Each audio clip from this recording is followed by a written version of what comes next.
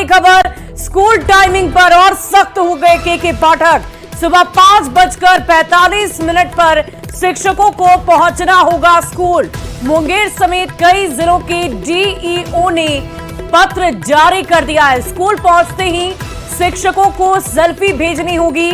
Note camp से HM group में 6:05 तक अपनी सेल्फी आपको भेजनी है।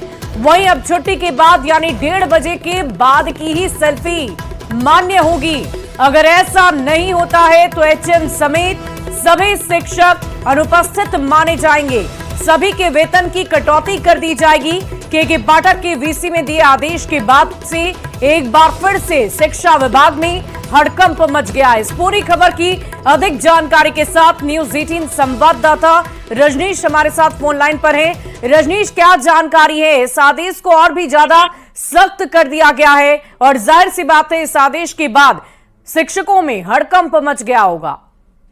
बिल्कुल शुभी, देखिए विडंबना कहिए इसे, पूरे बिहार में जो शिक्षक हैं स्कूल की टाइमिंग को लेकर लगातार जो है एक तरह से त्राहिमाम मचा हुआ है और उनमें एक तरह से आक्रोश है। दूसरी तरफ राज्यपाल ने मुख्य सचिव को पत्र लिखा है, गर्मी छुट्टी की अवधि है उसे बढ़ाया जाए। लेकिन इस बीच अभी के पाठक ने जो वीसी में जो अधिकारियों को निर्देश दिया है, अब अधिकारी जो है एक्शन लेने पर सीधे अब जो है उतारू हो गए। उन्होंने पत्र लिखा है, अभी मुंगेर के डीईओ हैं और कई डीईओ हैं, उन्होंने पत्र लिखकर यह आदेश दे दिया है कि अब सुबह 5:45 तक हर हाल में जो है शिक्षक उन्हें अब स्कूल पहुंचना होगा और उसके साथ साथ चेतना सत्र की जो है उसकी शुरुआत 6 बजे सुबह होगी। रजनीश, अगर हम देखें तो यहाँ पर विरोधाभास की स्थिति नजर आ रही है। एक तरफ राज्यपाल में, राजभवन में हरकत नजर आई कि गर्मियों की छुट्टी को बढ़ाया जाए, शिक्षकों पर, बच्चों पर इसका विपरीत असर हो रहा है मौसम का, और इधर एक तरफ के पाठक की सख्ती जो है वो और भी ज्यादा बढ़ती हुई जा रही है। अब बिल्कुल देखिए, जिस प्रकार से राज्यपाल ने अभी शिक्षकों की तरफ से एक तरह से पत्र लिखा है और मुख्य सचिव को ये कहा है कि गर्मी की छुट्टी की अवधि जो है बढ़ाई जाए, यानी जो हीट वेव है या फिर जो सुबह का वक्त है उससे परेशानी हो रही है।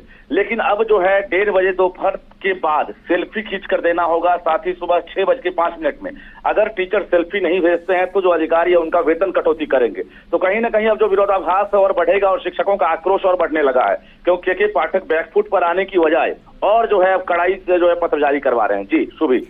रजनीश, ये बताइए कि ये पत्र तो अब जारी हो गया है, अब इस आदेश को कल से मुझे लगता है कि सभी शिक्षकों को मानना भी होगा।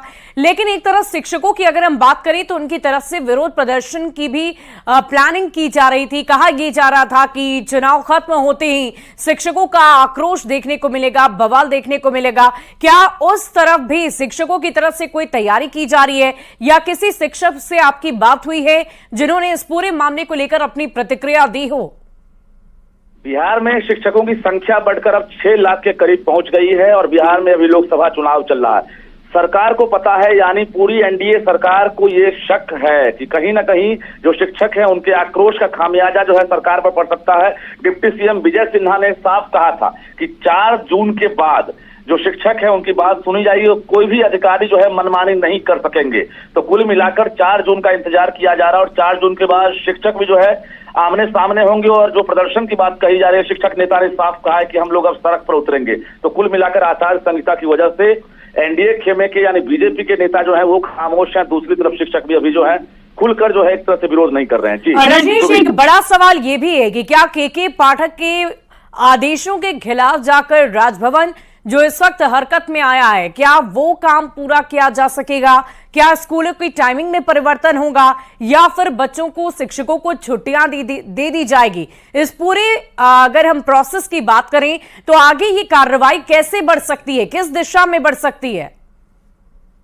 हूं या फिर जो शिक्षक कोटे के जो एमएलसी है उनका दावा है कि आज तक बिहार का इतिहास रहा है सुबह 6:30 बजे से पहले कभी स्कूल का संचालन नहीं हुआ और यही डिमांड कर रहे हैं। के पाठक नहीं मान रहे हैं और अब इसका खामियाजा जो है एक तरह से कई दुर्घटना हुई है, यानी जो शिक्षक हुए हैं वो असमय काल के गाल में समा गए हैं। सुबह का वक्त होता है, भागम भाग में शिक्षक जो है दुर्घटना के शिकार हो रहे हैं। बच्चे जो हैं वो स्कूल नहीं पहुंच रहे हैं, कई स्कूल में बच्चे सोते मिल रहे हैं या 6:30 से पहले बच्चे स्कूल नहीं पहुंच रहे हैं। लेकिन शिक्षक थोड़ा भी अगर लेट हो रहे हैं तो तुरंत कार्रवाई हो रही है।